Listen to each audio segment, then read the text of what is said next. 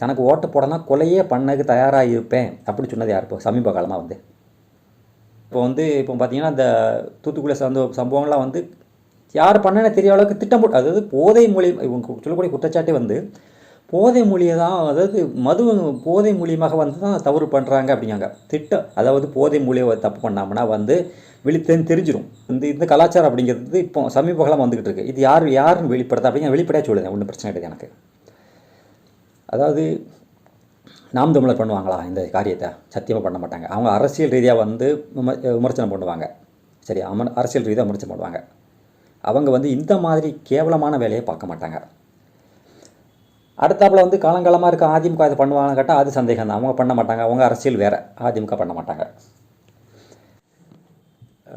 அதாவது தொடர்ச்சியாக வந்து பேசக்கூடிய விஷயம் என்ன அப்படின்னா வந்து தமிழ்நாட்டில் வந்து கொலைகள் நடக்கு. இப்போ இந்த தூத்துக்குடியில் இந்த கொலைகள் நடந்திருக்கு. அதற்கு முன்னாடி வந்து கற்பழிப்பு, கொலை இதெல்லாம் நடக்கு அப்படிங்கிறது வந்து ஒரு பேசும் பொருளாகவே இருந்துக்கிட்டு இருக்குது. தமிழ்நாட்டில் அப்படி ஒரு சூழல் இருக்கா அப்படிங்கிறத பார்க்க வேண்டியிருக்கு. இது ரொம்ப முக்கியமான செய்தி. அதாவது என்ன பண்ணுறாங்க அப்படின்னா வந்து இது வந்து உண்மையிலே நடத்தப்படுதா அப்படிங்கிறதா இருக்குது. அதாவது திட்டமிட்டு நடத்தப்படுதா அப்படிங்கிற சந்தேகம் இருக்குது இதில் வந்து. எப்படி அப்படின்னா வந்து 2 விதம் பார்க்கணுது. வந்து சிலவங்க வந்து இயல்பாகவே மனிதருடைய குணம் அப்படிங்கிறது ஒரு கொடூர சிந்தனைகள் இருக்கும். ஒரு சிலவங்களுக்கு வந்து வன்ம சூழ்ச்சி இருக்கும். அப்படிங்கிறத தாண்டி வந்து அப்படி இருக்குது. அப்படி ஒரு சில சம்பவங்கள் நடந்திருக்கலாம். ஆனால் திட்டமிட்டு நடத்தப்படக்கூடியது அப்படிங்கிறது இருக்குது. இப்போ வந்து திட்டமிட்டு நடத்தப்படக்கூடியது அப்படிங்கிறது போது வந்து யார் வந்து இது திட்டமிட்டு யார் மேலே குற்றச்சாட்டு வைக்காங்களோ அவங்க மேலே சந்தேகம் எழுப்பக்கூடிய சூழ்நிலை இதில் வந்து வரும். இயல்பாக வரக்கூடிய.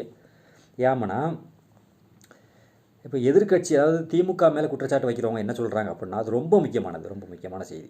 அதாவது எதிர்கட்சி ஒரு சிலவங்க சொல்லக்கூடிய குற்றச்சாட்டு என்ன அப்படின்னா வந்து திமுக ஆட்சியில் வந்து சரி கிடையாது, இவங்க வந்து பெண்களுக்கு பாதுகாப்பு கிடையாது, போதை கலாச்சாரம் இருக்குது அப்படிங்கிற குற்றச்சாட்டு வைக்காங்க இல்லையா? அதுக்கு பதிவு தான் இது. முதல்ல வந்து இந்த போதை சம்பவத்தை பேச வேண்டியிருக்கு. போதை அப்படிங்கும்போது வந்து அது வந்து தனிப்பட்ட ஒரு மனிதனுடைய செயல் தான். தனிப்பட்ட ஒரு மனிதனோட, அதாவது உடம்புல தீங்கு வருது அப்படின்னா, அதாவது போதை பயன்படுத்தும் போது தனக்கான தீங்கு வருது வந்து தெரிஞ்சு தான் அதை வந்து உபயோகப்படுத்துகிறான்.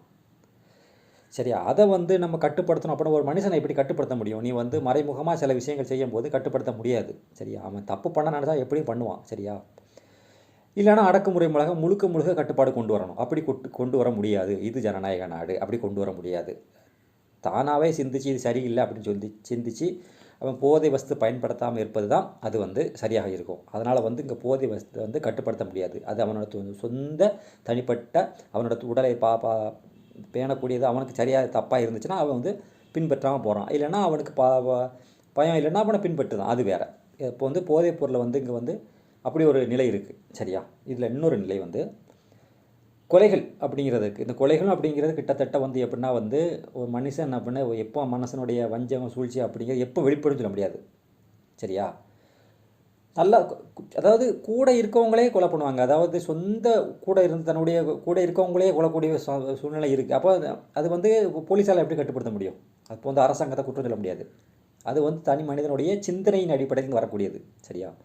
இப்போ 2 விதமாக இருக்குது. இது வந்து மனிதனுடைய சுய அறிவினால் வரக்கூடிய இதிலேருந்து வரக்கூடிய சம்பவங்கள். ஓகே. ஆனால் இதில் திட்டமிட்டு செயல்படக்கூடிய விஷயங்கள், கொலைகள் இருக்குது. அதுதான் நம்ம மெயினாக பார்க்க வேண்டியிருக்கு. திட்டமிட்டு திணிக்கப்படுகிற போதை, திட்டமிட்டு திணிக்கப்படுகிற கொலைகள், இதுதான் மெயினாக பார்க்க வேண்டியிருக்கு. இது ரொம்ப முக்கியம். இப்போது திமுக மேலே குறை சொல்கிறாங்க இல்லையா? ஒரு வருஷமாக வந்து அவங்க ஆட்சியில் வந்து கொலைகள் நடக்க அப்படிங்க சொல்லாங்க இல்லையா? இது யார் பண்ணுதாங்க அப்படிங்கிறத முக்கியமாக பார்க்க வேண்டியிருக்கு. இது யார் பண்ணுதா? இந்த திட்டமிட்டு கொலை யார் பண்ணுதா? திமுக பண்ணுதா? அதாவது தன்னுடைய ஆட்சியில் வந்து தன்னுடைய ஆட்சிக்கு கெடுதல் வரணும், தன்னுடைய ஆட்சிக்கு வந்து கெட்ட பேர் வரணும் அப்படின்னு சொல்லி திமுக திட்டம் போட்டு செய்யுமா? செய்யாது. அப்போ யார் செய்வா திட்டம் போட்டு செய்வதா? இந்த அரசு மேலே வந்து பழி போடணும் அப்படிங்கிறதுக்காண்டி வந்து திட்டமிட்டு செய்யக்கூடிய கொலைகள் வந்து இருக்கலாம். திட்டமிட்டு செய்யக்கூடிய கொலைகள் அதுதான். தனி மனிதனுடைய செயல் அப்படிங்கிறது வந்து ஒரு வியாபாரம் மூலியமாக அப்படிங்கிறது அது வேறு. ஆனால் இந்த அரசு மீது திட்டமிட்டு ஒரு கெட்ட பேரை உண்டாக்கணும்னு சொல்லக்கூடிய சில விஷயங்கள் இருக்கும் இல்லையா? அப்போ அது வந்து நடக்குமோ அப்படிங்கிற சந்தேகம் தமிழ்நாட்டில் இப்போ கொஞ்சம் காலமாக இருக்குது. அப்போ திட்டமிட்டு வந்து செய்கிறாங்க. திட்டமிட்டு செய்கிறாங்க. இப்போ பார்த்தீங்கன்னா, இந்த தூத்துக்குடியில் அந்த சம்பவங்கள்லாம் வந்து யார் பண்ணனே தெரியாத அளவுக்கு திட்டம் போட்டு, அதாவது போதை மூலியம் இவங்க சொல்லக்கூடிய குற்றச்சாட்டே வந்து போதை மூலிய தான், அதாவது போதை மூலியமாக வந்து தான் தவறு பண்ணுறாங்க அப்படிங்காங்க. அதாவது போதை மூலிய தப்பு பண்ணாமனா வந்து விழித்தேன்னு தெரிஞ்சிடும். அது திட்டம் போட்டு செய்ய முடியாது. ஒருத்தவங்க போதை மூலியம் செய்தாங்கன்னா வந்து கண்டிப்பாக அவனால் கரெக்டாக பண்ண முடியாது. போதை மூலியமாக தவறாக தான் போகும். அது வந்து கொலை பண்ண முடியாது. போதை போட்டுட்டு கொலை பண்ண முடியுமா? இவனே தள்ளாடிட்டு வருவான். அவன் என்ன மனநிலை இருக்கு அவனுக்கே தெரியாது. அப்போ ஒருத்தனை தாக்கக்கூடிய சூழ்நிலை, ஒருத்தனை கொலைச்சக்கூடிய அந்த தைரியமே வந்து அது நடக்காது. அது வந்து அவனால் அந்த இது வராது. அந்த போதையில் வந்து அது வராது. சரியா? ஆனால் வந்து இந்த போதை வந்து திட்டம் போட்டு கரெக்டாக அறிவை பயன்படுத்தி செய்யலாம் அப்படின்னா வந்து திட்டம் போட்டு செய்கிறது தான். அப்போ